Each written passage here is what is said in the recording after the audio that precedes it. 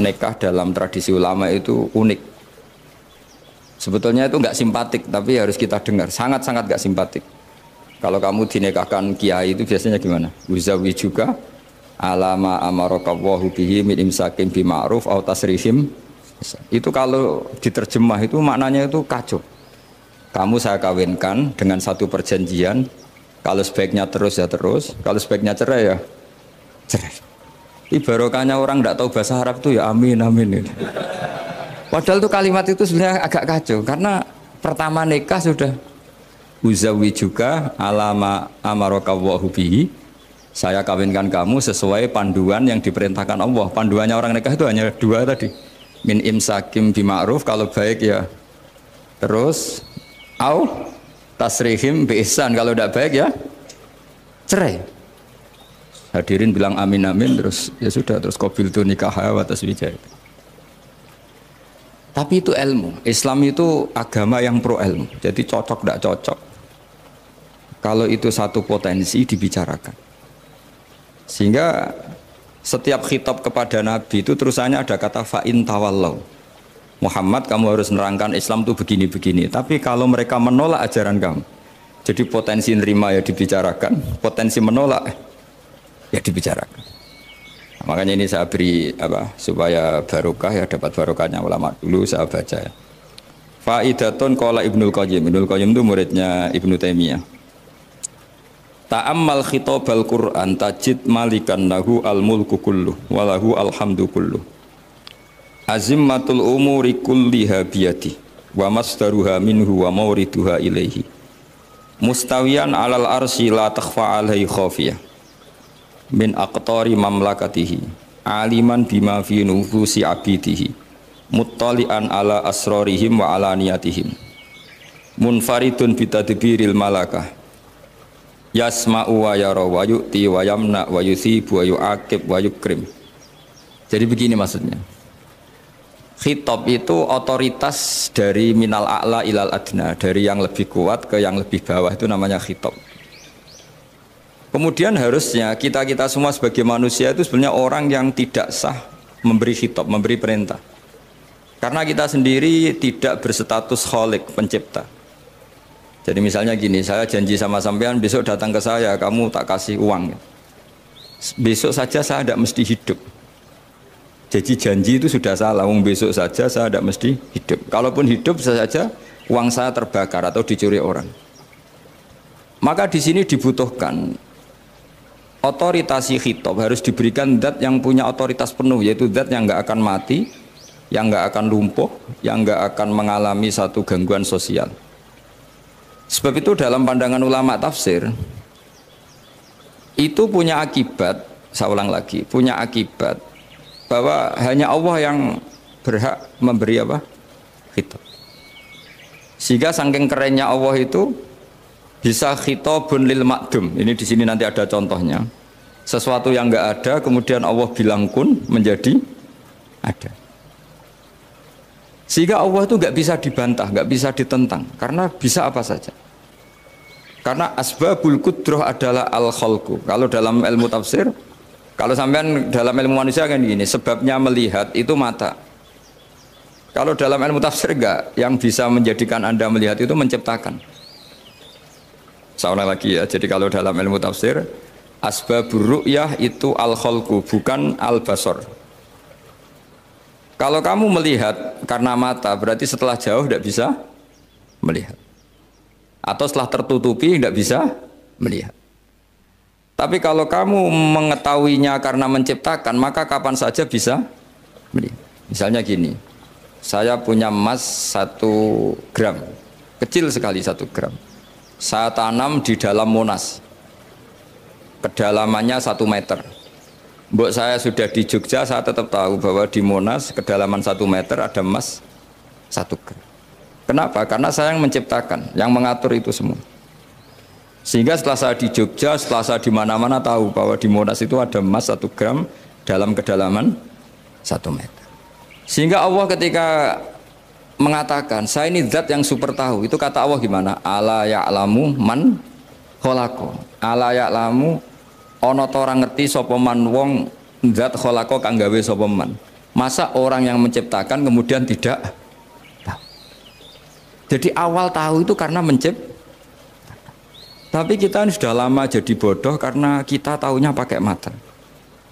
Sehingga kita mengatakan bagaimana orang buta bisa tahu, wong dia buta.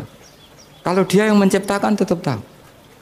Tadi misalnya orang buta di kamar mandinya masang paku atau masang apa, dia tahu kalau di kamar mandi saya ada paku. Kenapa kok tahu? Karena yang masang saya.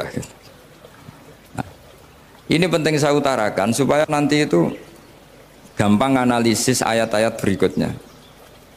Otoritas itu, otoritas khitab itu harus diciptakan dulu. Nah, baru setelah punya otoritas, saya ulang lagi, baru punya hak khitab. Nah sekarang enggak, para raja, para presiden, para dosen, para kiai itu sering melancarkan khitab, sementara dia enggak menguasai apa yang akan terjadi. Makanya Allah mengkritik kabura maktan indallahi antaqulu ma la tafalun. Itu salah besar ketika kamu seakan-akan memegang otoritas pada sesuatu yang sebenarnya kamu tuh tidak pernah melakukan, tidak pernah ikut menciptakan. Misalnya cong kowe nak nurut aku sebenarnya mesti uripmu kepenak.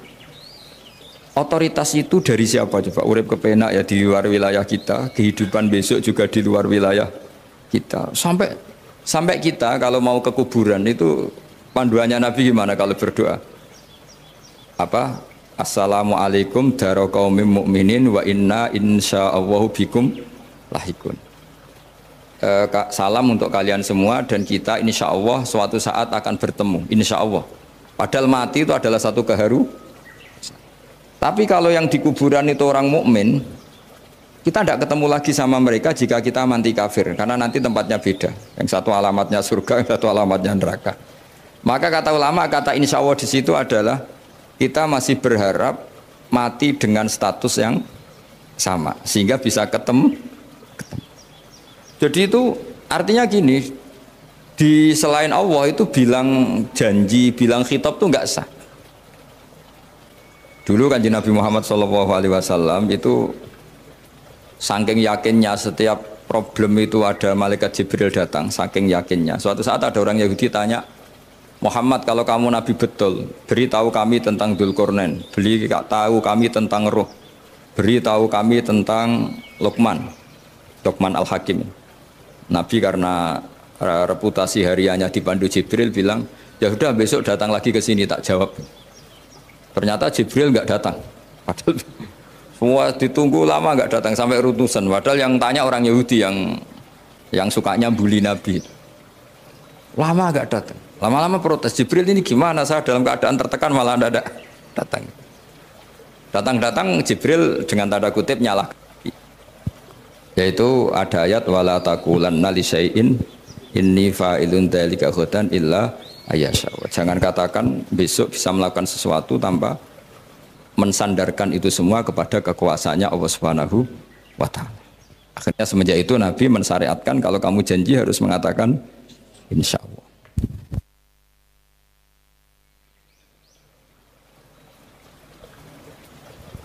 Ya kenapa ini saya katakan penting, karena nanti khitab di Quran itu supaya proporsional ya. Sekarang banyak orang memahami Quran tapi nggak mau mempelajari ilmunya apa? Ilmunya apa? Quran. Termasuk ilmunya Quran tadi ya, ada 3 ingat ya. Khitabun lin nabi itu bisa saja khitabun li ummati. Yaitu dalam kasus-kasus yang Nabi tidak ngalami kasus itu tapi yang ngalami umatnya. Nah kenapa khitabnya tetap kepada Nabi? Karena yang bisa komunikasi dengan Allah itu hanya Nabi. Makanya bisa dilihat di ya ayyuhan nabiyyu itu mufrad mudzakkar.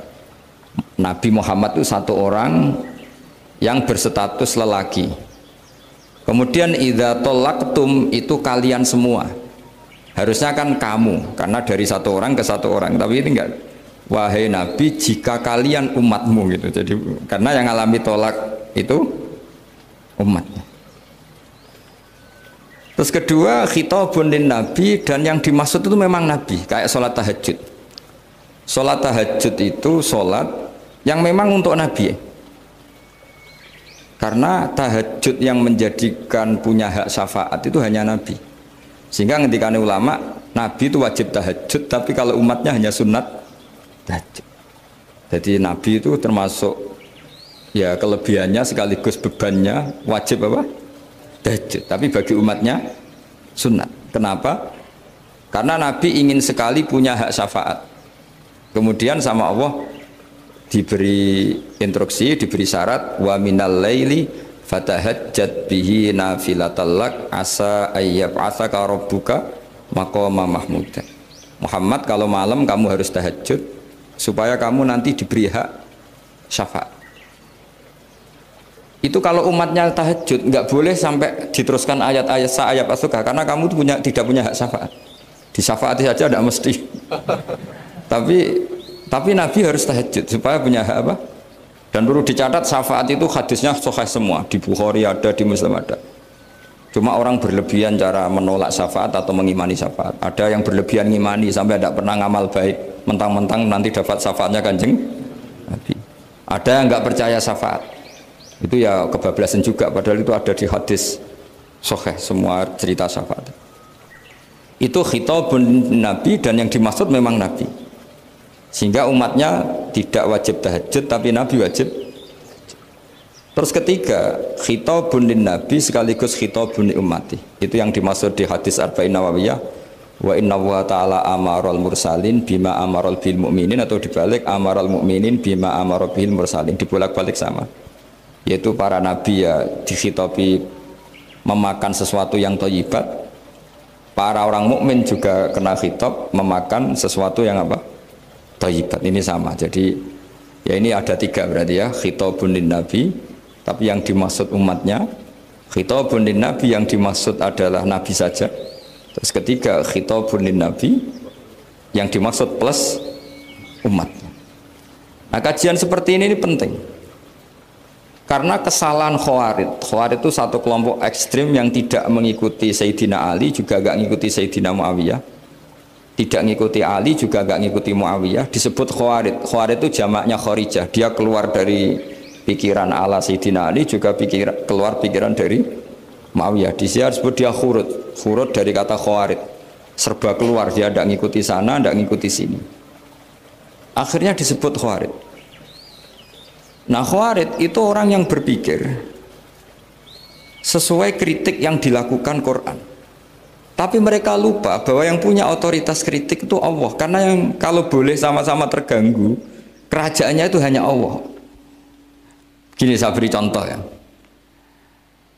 Yang punya hak ketika sepeda motor saya kamu pakai, yang punya hak menentukan itu gasap apa pinjam itu saya apa orang lain? Saya. Ketika yang pakai nggak pamit itu teman akrab saya atau anak saya atau orang yang saya ridhoi, itu namanya gasap apa pinjem nggak pamit? Ya udah, ini harus jelas. Tadi pagi saya ngaji direktorat, saya bilang di fikih itu ada istilah ulima ridhohu, sesuatu tidak pamit formal tapi sudah diketahui ridhonya. Makanya di fikih ada bab namanya mu'atoh, tadi pagi saya terangkan ya. Di perdebatan fikih itu ada bab namanya apa? Mu'atoh. Mu'atoh dari kata ato yu'ati, mu'atotan, saling transaksi yang non verbal tapi maklum.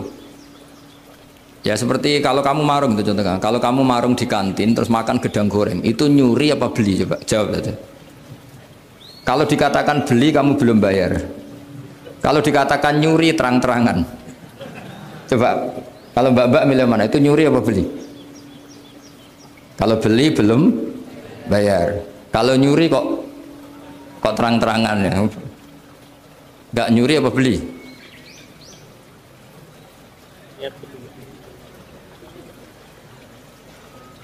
Jadi ada gedang goreng di warung, kamu datang langsung makan, ada kerupuk dimakan, ada telur asin dimakan. Itu nyuri apa beli? Nah, itu kalau orang fikih dibabkan kitabul bai'il mu'atoh, akad beli lewat jalur mu'atoh. Menurut Imam Abu Hanifah seperti itu dikatakan ba'. Beliau pakai dalil al-adat muhakamah, bahwa adat itu berposisi seperti hukum. Karena posisi di warung, maka ngambil di situ dianggap memulai akad jual beli. Tapi karena ini sesuatu yang potensi masalah, Imam Syafi'i mengatakan itu enggak baik, enggak sah. Karena nanti kalau asumsi kamu gedang goreng itu 1.000, ternyata diregani 5.000 kan mangkel. Nah itu resikonya di situ, ya kan? Tapi kalau misalnya itu dikatakan, makanya Imam Syafi'i mengatakan itu profesional. Itu namanya ghormu. Ketika Anda bayar 5.000 itu namanya tebusan kesalahan. Jadi Imam Syafi'i melihat itu tidak jual beli, tapi tebusan kesalahan.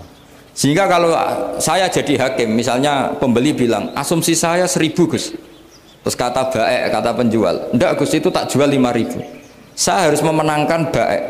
Memenangkan siapa?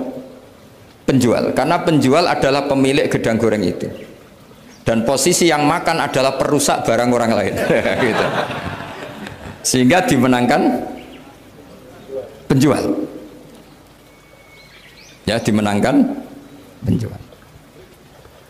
Kenapa dimenangkan? Karena cara berpikir fikih, karena dia yang punya otoritas itu, punya otoritas kepemilikan. Itu dalam fikih madzhab apa? Syafi'i.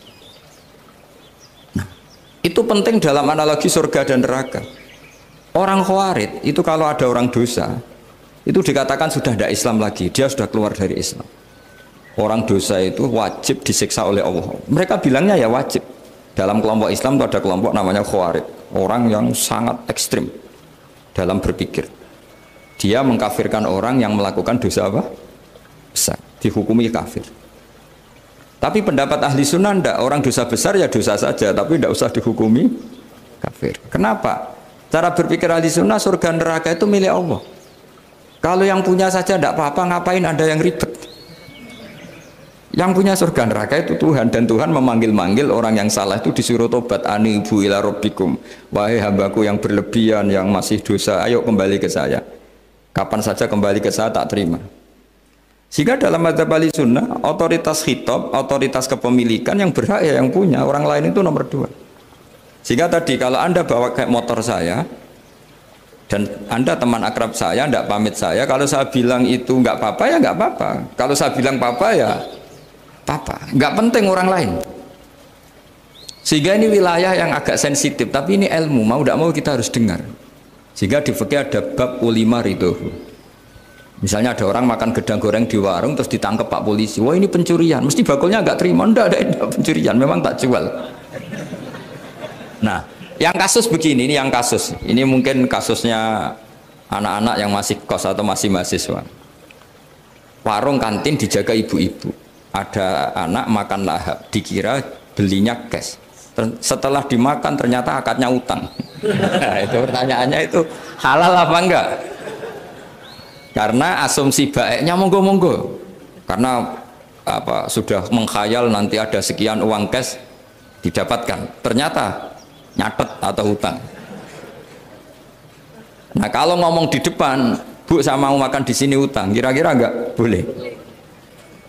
Wah itu ada sekian PR, makanya saya sering muji orang-orang yang enggak alim. Enak-enak orang tuh orang enggak alim karena enggak kesulitan seperti ini.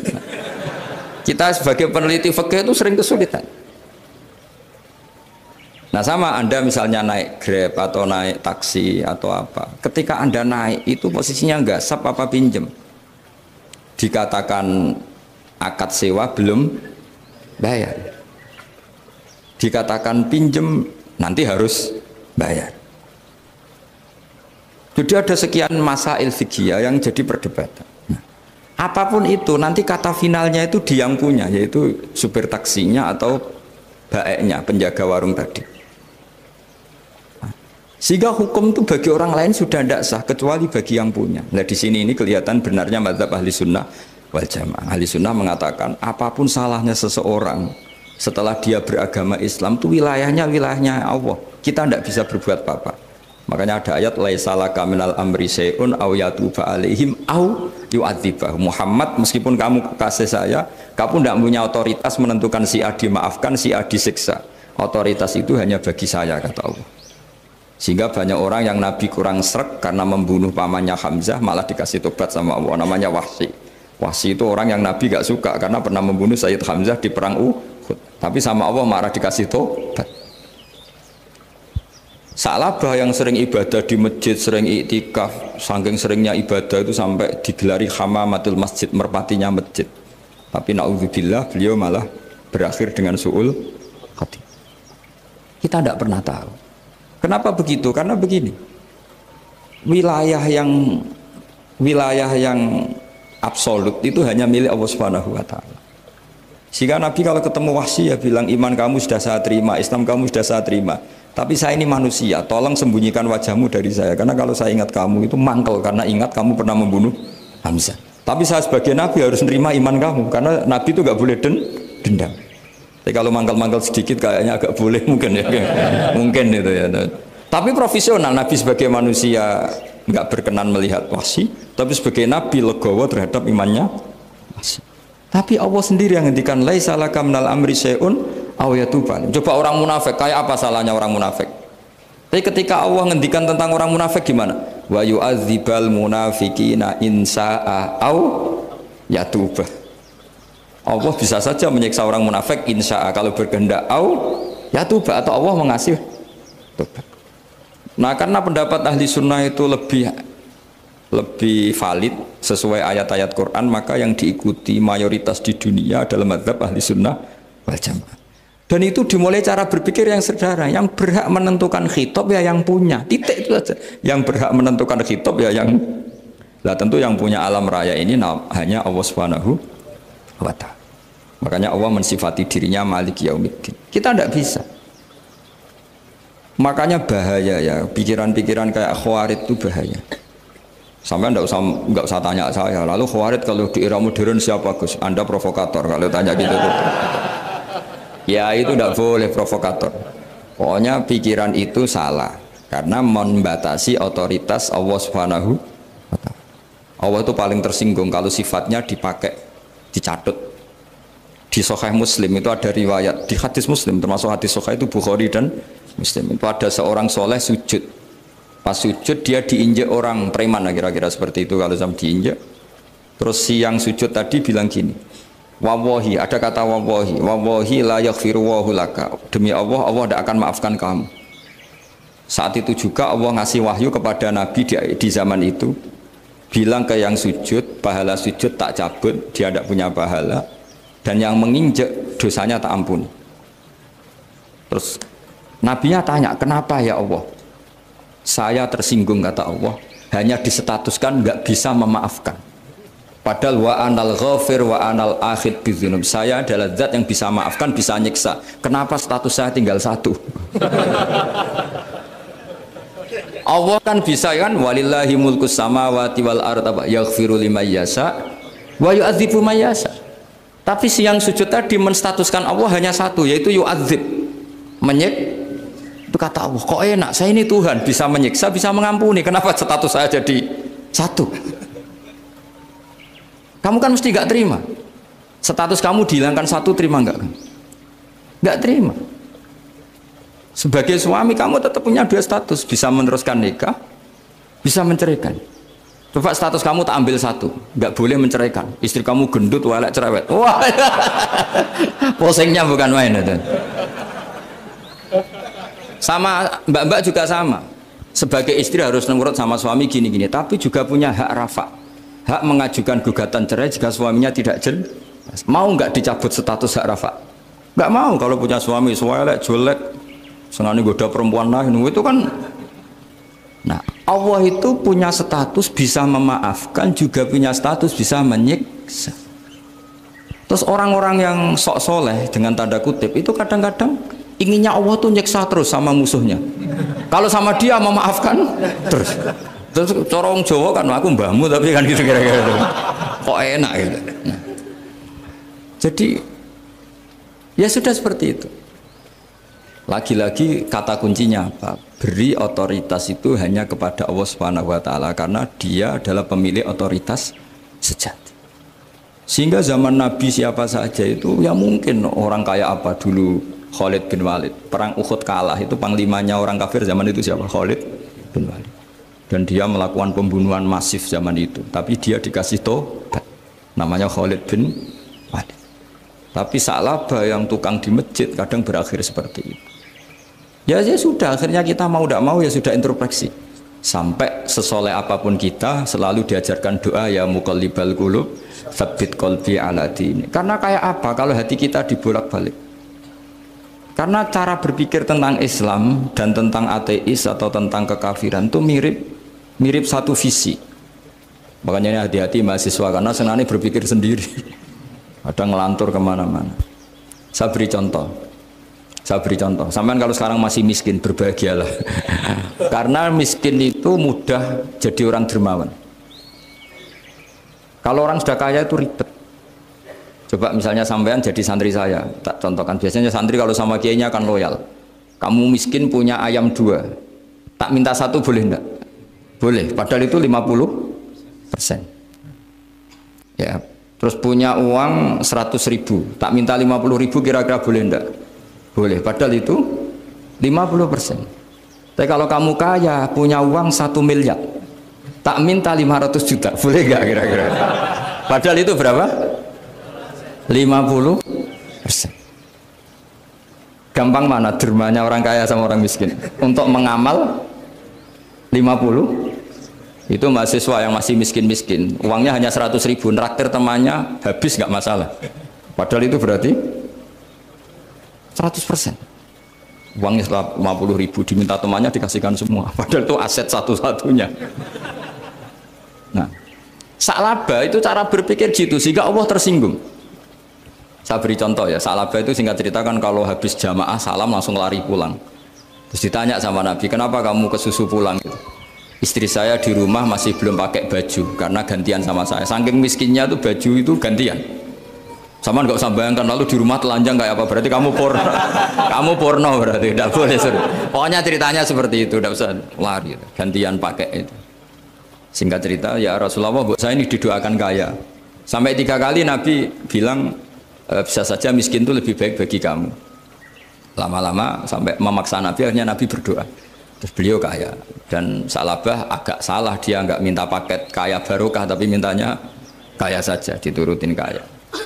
Pertama punya kambing di pegunungan ya, kalau di Arab itu kan kambing diletakkan di Jabalen, Mabinal Jabalen, di antara 2 lembah itu 40 sampai 80 sampai 4.000. Singkat cerita ketika 40 Nabi sudah memerintahkan sahabat diminta zakat. Berarti kalau 40 itu 1. Kalau 80 kira-kira 2. Ya sudah gitu. Sebetulnya ketika 40 kalong 1 terkurangi 1 zakat itu kan ringan karena masih 39. Ya kayak tadi kamu punya uang 1 juta, jangan 1 juta, 500.000 sudah agak berat kamu. Tidak, gini saja, tak beri contoh betapa mudahnya dermawan bagi orang miskin. 1 juta itu kan zakatnya berapa? 25.000 ya. Rubul usyur kalau dalam bahasa Arab itu berapa? Kalau bahasa kampus kan berapa? 2%, 2,5 ya, 2,5. Itu bahasa keliru sebetulnya. Sama ikut saya saja. Saya itu berkali-kali saya pernah nggarap matematika, cepet-cepetan mbak pakar matematika itu mesti cepet saya. Karena saya ini agak bedui. Orang bedui itu cara berpikir itu lebih gampang. Jadi kalau orang Arab, tak ajarin matematika Arab ya. Itu nggak ada porogapit. Jadi begini cara berpikir orang Arab itu berpikir bertahap. Ya kalau 2,5 itu kalau orang Arab bilang rubul usyur apa? Rubul usyur, 1/4 dari 10. Jadi kalau orang Arab berpikir bertahap.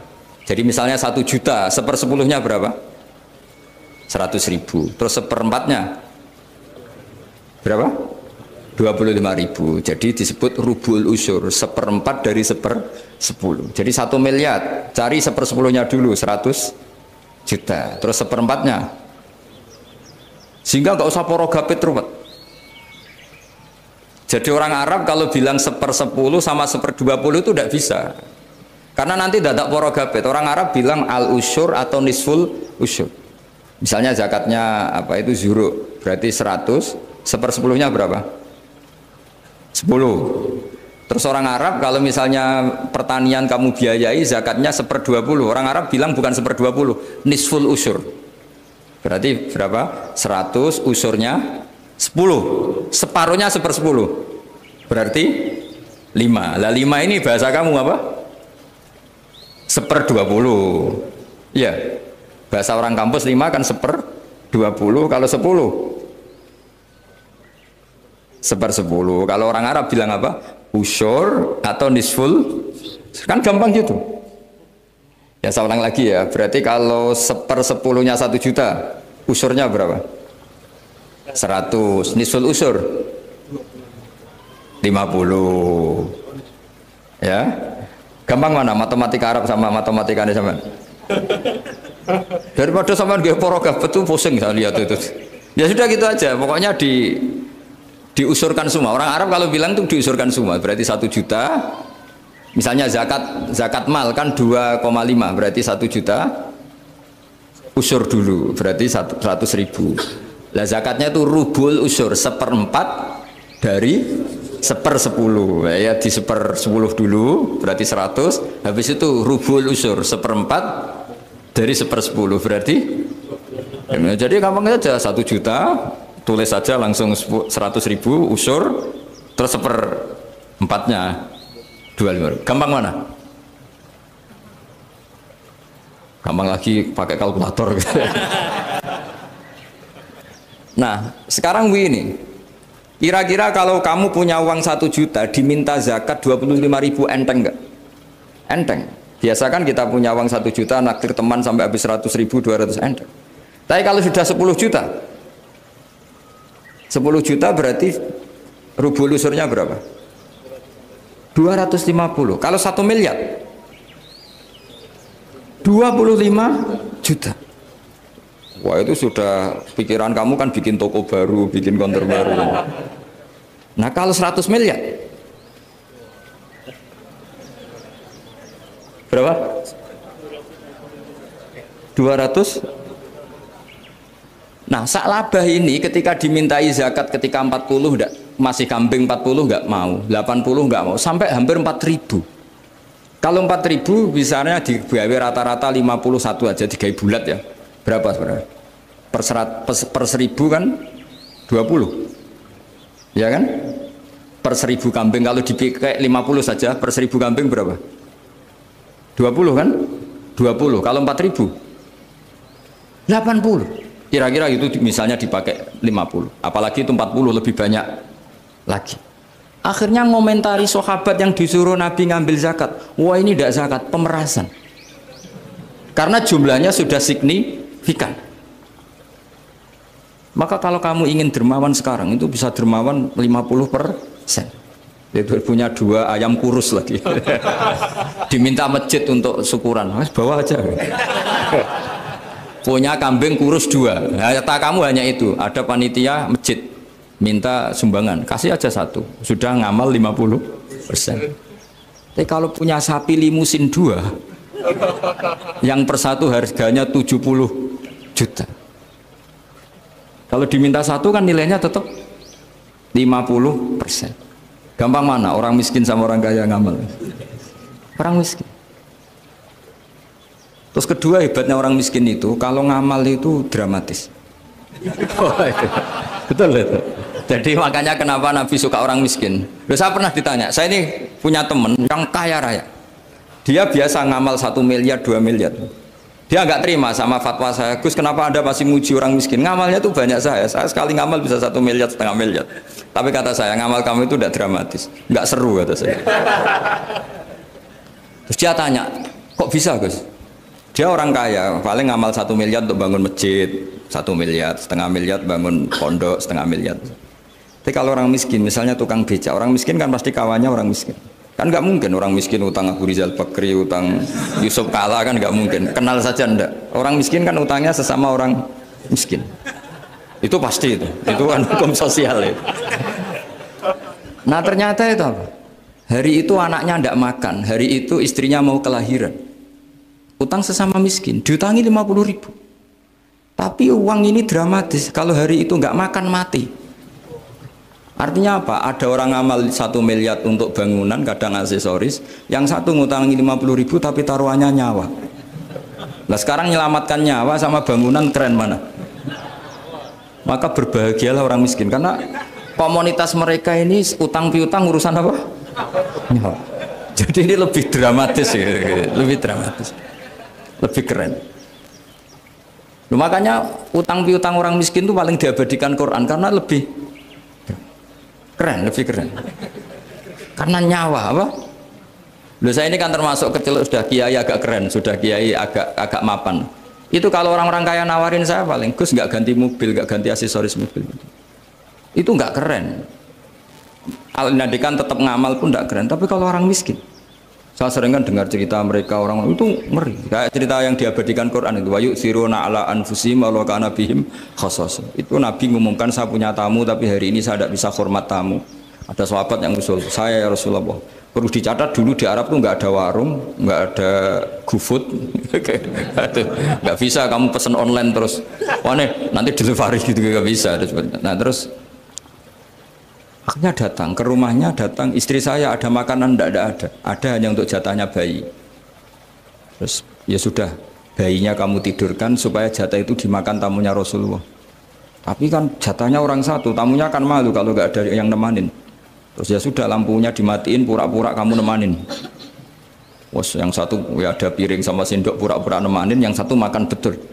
Itu diabadikan Quran. Karena apa? Dramatis gitu. Sehingga pagi-pagi dia datang ke Nabi, kamu punya amal apa? Sehingga tadi malam ada ayat wa yu'thiruna ala anfusihim walau kana bihim khassasah. Mereka mengalahkan kepentingan dirinya sendiri meskipun punya kepentingan sendiri demi tamu tadi. Terus cerita dia, kita tamu tadi malam ya Rasulullah yang saya sanggup menghormat, sebenarnya saya tidak punya apa-apa, hanya jatah bayi. Itu aja dramatis, bayinya ditidurin dulu tapi tidak disuntik ganja, tidak ditidurin. Ditidurin biasa nanti kan, ditidurin biasa. Terus suami saya pura-pura nemani, lampu dimatikan. Nah mungkin tamunya saking laparnya gak penting mikir itu, yang penting makan aja. Jadi maka sebetulnya orang-orang miskin itu tidak usah hiru, wah itu orang kaya bisa ngamal masjid 1 miliar, 2 miliar. Tetap ngamalnya ini sesuatu yang tidak mendesak. Tapi sesama orang miskin, kalau temannya minta tolong itu mesti dramatis. Istri mau kelahiran, kematian, kelaparan. Pokoknya yang diselamatkan itu seru semua. Artinya gini ya, kalau miskin ya nikmati saja, itu ada peluang untuk menyalip pahalanya orang-orang. Tapi yang kaya ya tetap kaya. Kalau semuanya miskin, nanti yang miskin kerja di mana kalau semuanya miskin? Ya kembali ke tadi, ke ilmu khitab. Kalau ini tidak dipelajari, maka orang khawarid ini megang otoritas. Tidak bisa. Mereka nggak menguasai pintu surga maupun pintu neraka. Nggak bisa. Mereka dengan seenaknya, tobatnya orang yang pernah gini nggak diterima. Tidak bisa. Wilayah yang nerima tidak itu wilayahnya Allah Subhanahu wa Ta'ala. Sehingga kita tetap berpendapat sesuai eksplisit yang ada di Quran. Walillahi mulkus samawati wal ardi. Apa? Yaghfiru liman yasha wa yu'adzibu man yasha. Sehingga nggak boleh kita pegang otoritas agama, nggak boleh. Kita hanya bisa menjelaskan. Kalau pegang nggak boleh. Misalnya saya dengan sampean surganya dulu mana? Bisa saja dulu jenengan. Kok bisa Gus? Iya kan? Mungkin wah keren ngaji tawaduk mau. Mungkin saya dari bab tawaduk keren sampean. Di bawah saya di atas. Di bab tawaduk keren sampean. Sehingga kalau surga kok jalurnya tawaduk mesti dulu sampean. Karena sampean di bawah saya di atas. Tapi saya nanti protes sama Allah. Protesnya gini, posisi saya diperintah ya. Gayanya mereka duduk di bawah, tapi merintahkan saya supaya mau mengajar. Jadi nggak ada sopan-sopannya karena mereka merintah kia. Ya. Ya terutama di PPAI ya, Pak. Oh itu nggak sopan sekali kan merintah. Sehingga kalau yang dipandang makanya masyhur itu kan. Ada wali itu yang satu jadi wali karena sholat di shaf awal. Keren kan, shaf awal fadilahnya utamanya kan luar biasa. Yang satu kalau sholat itu di belakang terus, tapi juga jadi wali. Yang depan agak protes, ya Allah kenapa ini jadi wali padahal sholatnya di belakang. Jawabannya lucu yang di belakang. Kenapa? Saya itu malu. Saya ini masih banyak dosa, banyak salah kok di depan. Kok kayak suci sendiri aja. Jadi kalau kamu sowan sama praja atau sama kiai, yang paling depan itu kan yang kepedean. Dia milih yang belakang jadi sopan, masih agak terlalu dekat gitu. Orang itu tidak pernah tahu. Kadang-kadang Allah itu kita tidak pernah tahu. Andai kan boleh dibahasakan, kita tidak pernah tahu cara berpikir Tuhan. Jadi Allah itu zat yang mau, ya itu tadi otoritasnya penuh. Makanya saya pernah cerita di mana-mana di kitab-kitab yang saya baca itu ada 2 orang yang ahli neraka, sudah di neraka. Ini sekaligus ijazah, saya ulang lagi sekaligus ijazah, bisa dipraktekkan nanti. Setelah itu 2 orang ini dipanggil ke surga sama Allah. Allah itu tanyanya ya aneh, enak di neraka, ya udah enak di neraka. Ya gak enak di neraka kok ditanya enak enggak ya gak enak. Ya sudah kembali lagi ke neraka. Lari kencang-kencang, lari menuju neraka. Lari. Sama Allah dipanggil lagi, loh kenapa kamu semangat? Ya Allah, saya ini kapok, saya ini trauma. Dulu ketika engkau perintah, saya ini lelet sekali. Disuruh sholat lelet, disuruh zakat lelet. Maka ini jenengan perintah saya semangat supaya nggak ngulang kesalahan yang sama. Akhirnya sama Allah dipanggil, ya sudah di surga aja, di surga. Karena semangat lari menuju neraka. Maka ini ijazah nanti kalau di mahsyar ya, kamu dipanggil, ayo masuk neraka, harus apa? Semangat, semangat, harus semangat. Oke Gusti, semangat. Lah repotnya kalau nggak dipanggil lagi. Akhirnya barokahnya semangat itu dia di surga. Kita tidak pernah tahu cara berpikir Tuhan, nanti kan boleh dibahasakan seperti itu. Yang satu, ayo kembali lagi ke neraka, tolah gitu, jalan noleh lagi, sampai itu gak semangat noleh lagi. Terus ditanya sama, kenapa kamu tolah gitu? Saya tidak pernah ngira ya Allah, ketika engkau panggil di surga, kemudian engkau kembalikan lagi ke neraka. Ya sudah kamu di surga saja. Barokahnya husnudzon.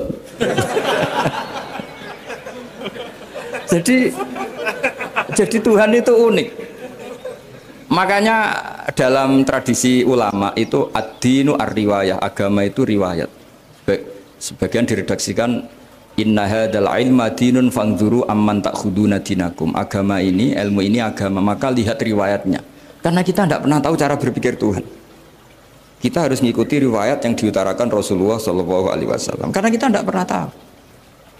Kayak tadi ada orang diinjek, kita mesti kan terprovokasi ingin bela yang sujud menyalahkan yang injek.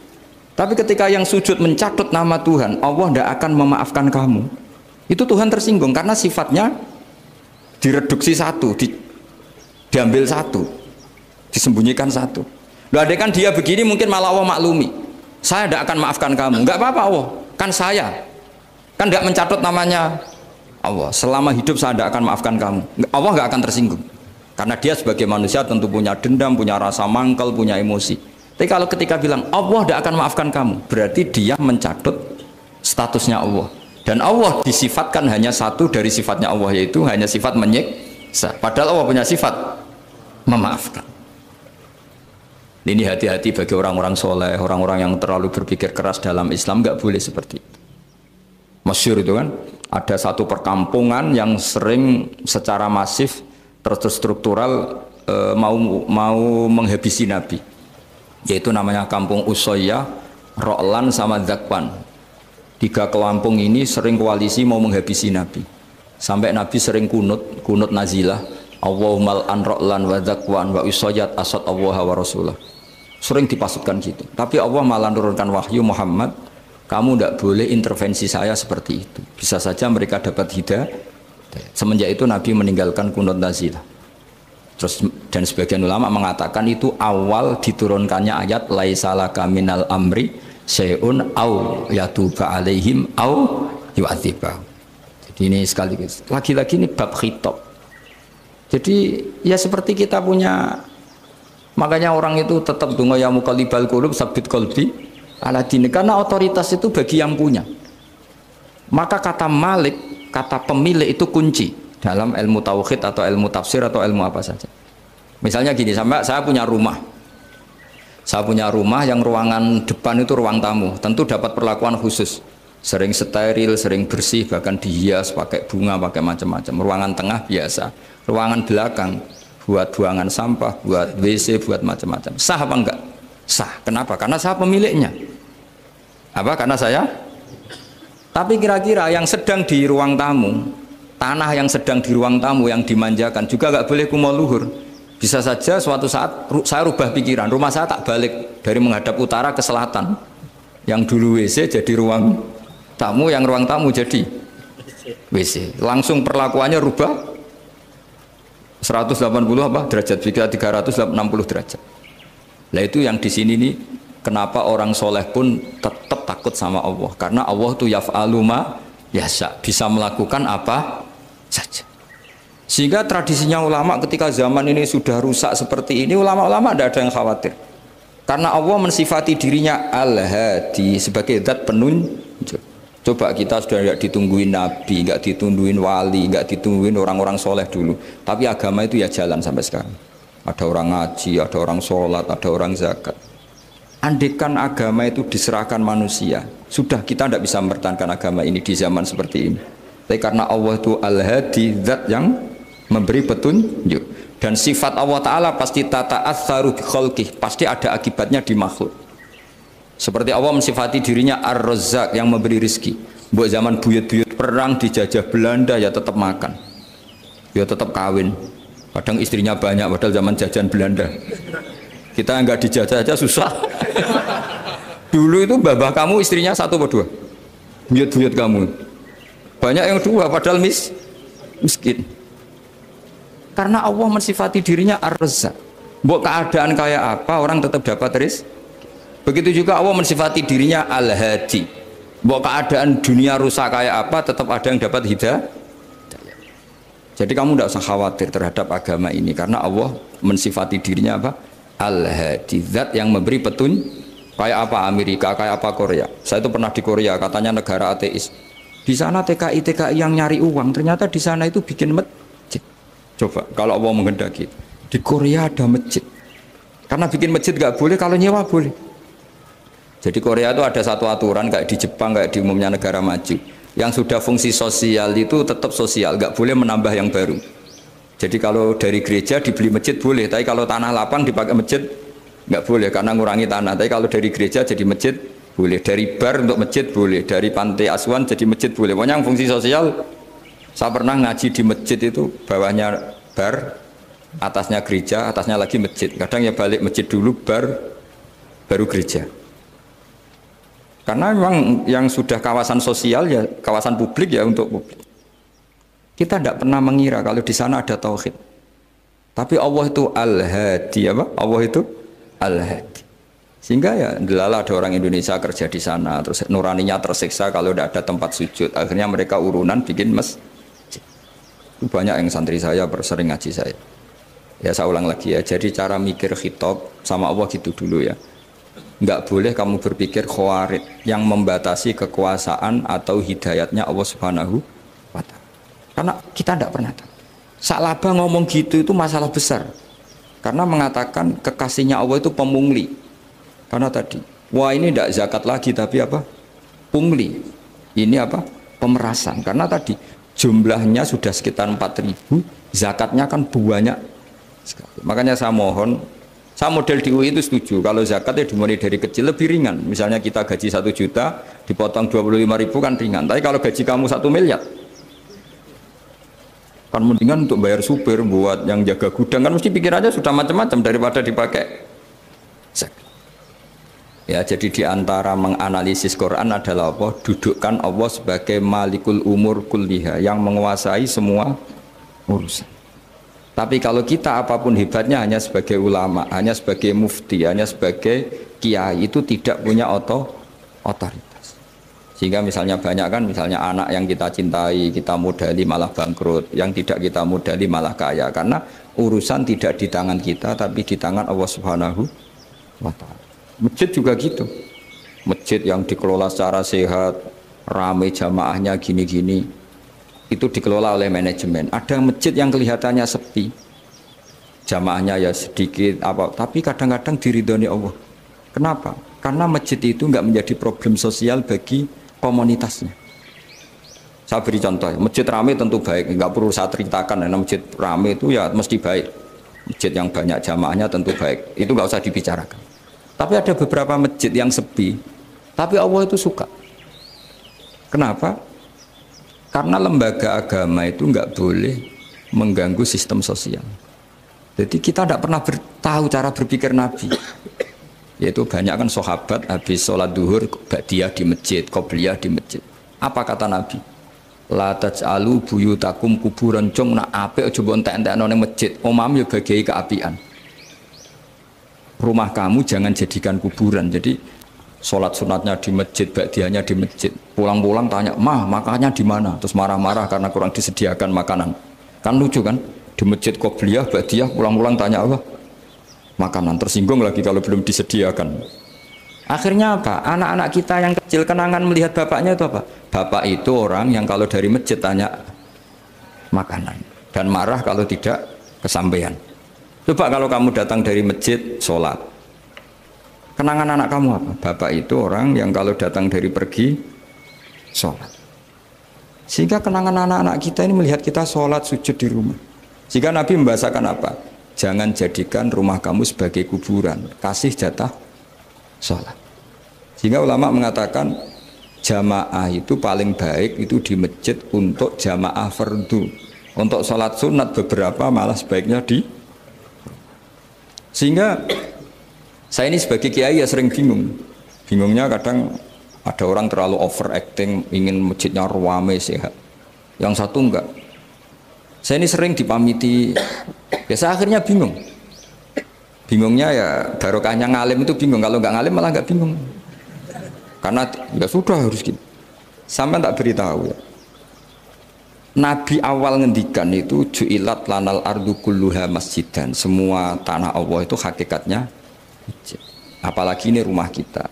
Anak kita biar menyaksikan saat kita sujud, saat kita baca Quran, saat kita ngaji. Kalau semua ini di masjid, kemudian Anda di rumah taunya makanan, menuntut ngopi, menuntut kenangan di keluarga kita kurang baik. Makanya Nabi membahasakan apa? La taj'alu buyutakum kuburon. Jangan jadikan rumah kamu sebagai kuburan. Apalagi ada pepatah lagi, al-ummu madrasatul ula. Ibu adalah madrasah Coba kalau kita ngajarin Quran di rumah, ya tentu masjid ya tetap ada kegiatan, tapi jangan sampai mematikan rumah. Sehingga kita sebagai ulama itu ada masjid rame ya seneng, ada masjid setengah rame ya nggak apa-apa, asal efeknya menyebar ke masyarakat. Jadi ramenya masjid ya baik, tidak rame kalau yang rame ibadah di rumah-rumah juga baik. Maka dulu zaman Nabi Musa malah istilahnya waj'alu buyutakum qiblata wa aqimus sholat. Jadikan rumah kamu sebagai kiblat, sebagai tempat ibadah. Coba kenangannya Nabi kalau sholat malam itu di rumah apa di masjid? Di rumah, sehingga Aisyah punya kenangan sampai hatta waromat qodamau, sehingga kakinya Nabi bengkak. Dan Nabi alami saja. Kamu kira Nabi sholat punya kayak anak-anak sekarang kan yang ada ruang sholat, ternyata hanya dipasang sajadah sama tasbih, nggak pernah dipakai. Kalau Nabi enggak, yang dipakai Sayyidah Aisyah itu ya tempat sholat. Sehingga kata Aisyah, Nabi itu sholat di tempat tidur saya. Kalau Nabi sedang berdiri, kakiku tak selonjorkan. Kalau Nabi sujud, kakiku tak ingkretkan. Ya di tempat Sayyidah Aisyah tidur itu. Nabi sholat. Pas berdiri kan berdirinya Nabi lama, Aisyah selonjor. Pas Nabi mau sujud, kakinya diingkretkan. Segampang itu Nabi. Akhirnya apa? Kenangannya Aisyah sebagai istri itu doa-doa tahajud, doa-doa. Coba kalau Nabi tahajudnya di masjid, Sayyidah Aisyah tidak punya kenangan doa-doa apa? Sehingga kita harus ngikuti ngaji. Sehingga kalau nuruti teori ya sholat itu ibadah. Sebaiknya kalau ibadah ya di tempat ibadah. Tidak seperti itu cara pandang. Kata Nabi, semua buminya Allah adalah saksi kita ketika ketemu Allah. Semakin saksi itu banyak, maka semakin baik. Maka kalau sholat sunat, kesunatannya itu pindah-pindah tempat. Tapi ya jangan terlalu habis di sini terus pakai mobil ke sana gitu. Iya, kalau pas di perempatan ada orang cantik nggak jadi diterusin nanti. Tapi ini sama saya cerita ya. Jadi di antara mengkaji Quran itu mengkaji cara Allah membuat khitab. Dan yang kunci semua adalah Allah adalah zat sing otoritatif, malikul umurikul dia, pengendali dari semua. Maka kalau nyifati Allah ya tetap yaghfiru liman yasha wa yu'adzibu may yasha. Jangan pernah mengambil otoritasnya Allah Subhanahu wa taala.